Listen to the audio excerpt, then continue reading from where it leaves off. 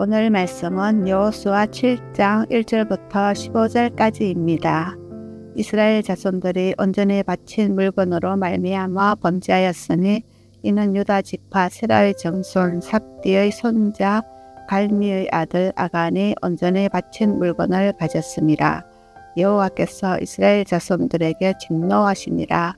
여호수아가 예리고에서 사람을 베델 동쪽 베다연 곁에 있는 아이로 보내며 그들에게 말하여 이르되 올라가서 그 땅을 정탐하라 하매 그 사람들이 올라가서 아이를 정탐하고 여호수아에게로 돌아와 그에게 이르되 백성을 다 올라가게 하지 말고 2-3천 명만 올라가서 아이를 치게 하소서. 그들은 소수이니 모든 백성을 그리로 보내어 수고롭게 하지 마소서 하므로 백성 중 3,000명쯤 그리로 올라갔다가 아이 사람 앞에서 도망하니 아이 사람이 그들을 36명쯤 쳐 죽이고 성문 앞에서부터 스바림까지 쫓아가 내려가는 비탈에서 쳤으므로 백성의 마음이 녹아 물같이 된지라.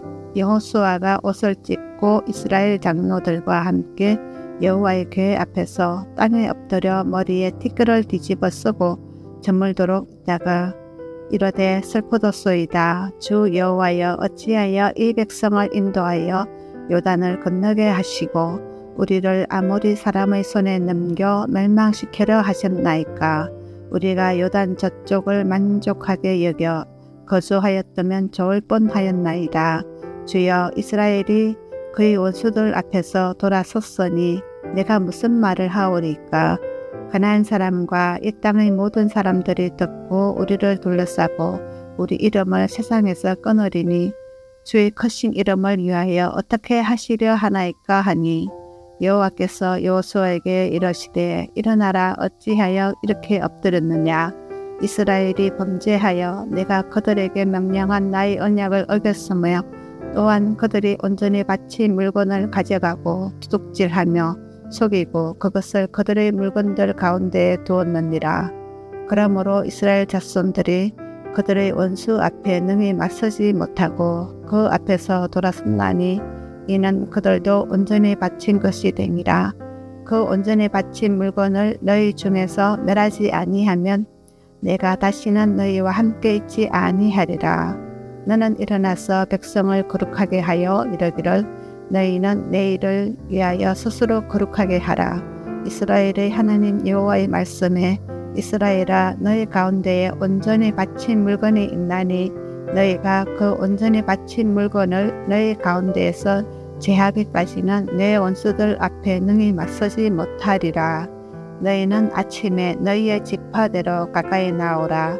여호와께 뽑히는 그 지파는 그 족속대로 가까이 나올 것이요 여호와께 뽑히는 족속은 그 가족대로 가까이 나올 것이요 여호와께 뽑히는 그 가족은 그 남자들이 가까이 나올 것이며 온전히 바친 물건을 가진 자로 뽑힌 자를 불사르되 그와 그의 모든 소유를 그리하라. 이는 여호와의 언약을 어기고 이스라엘 가운데에서 망령된 일을 행하였음이라 하셨다 하라. 아멘.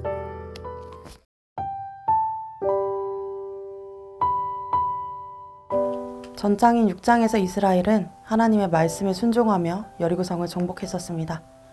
하나님은 여리고성의 정복을 온전히 첫 열매로서 바쳐지기를 바라시며 폐허가 된 여리고성의 재물들에 아무것도 손대지 말 것을 말씀하셨습니다.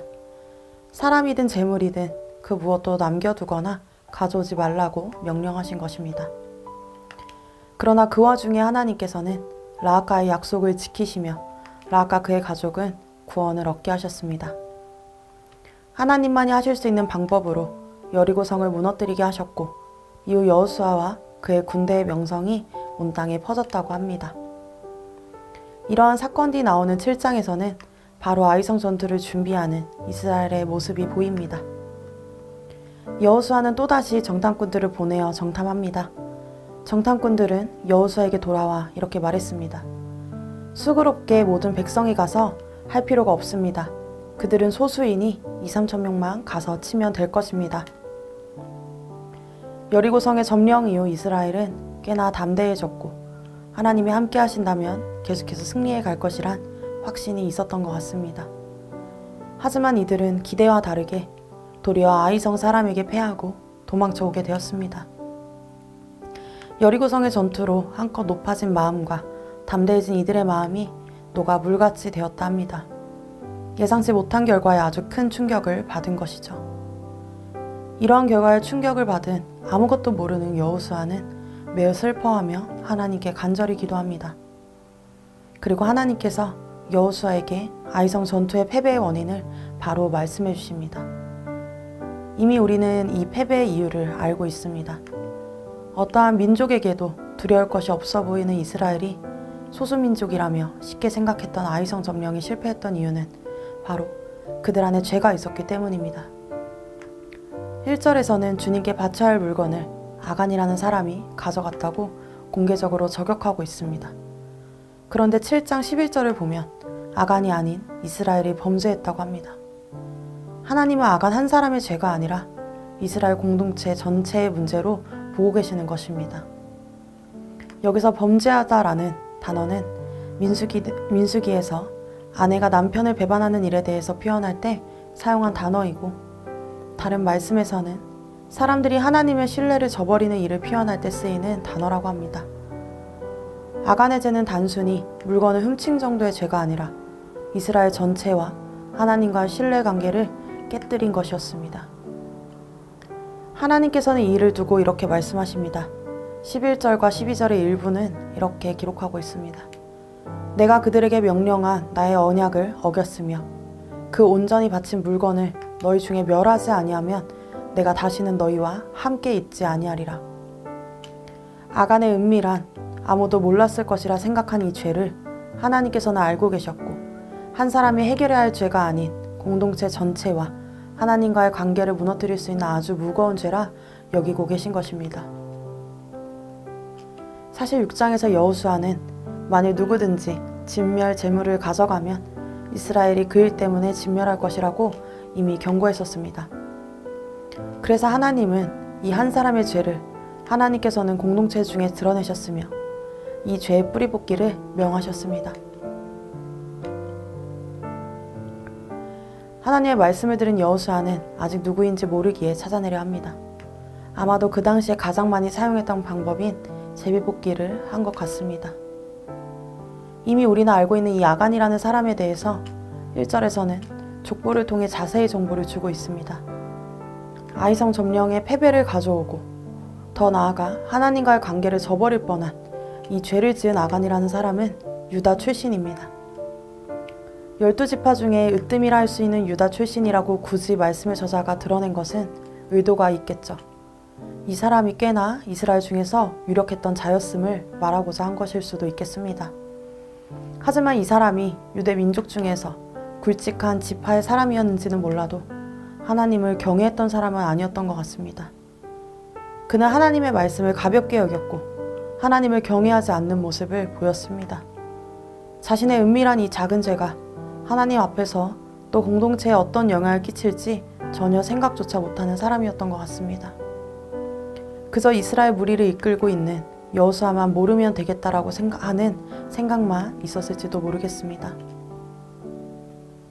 그러나 하나님은 이것에 대해서 가볍게 여기지 않으셨고, 한 사람의 불순종의 문제가 아닌 이스라엘 전체에 숨어있는 불순종이라 여기셨습니다.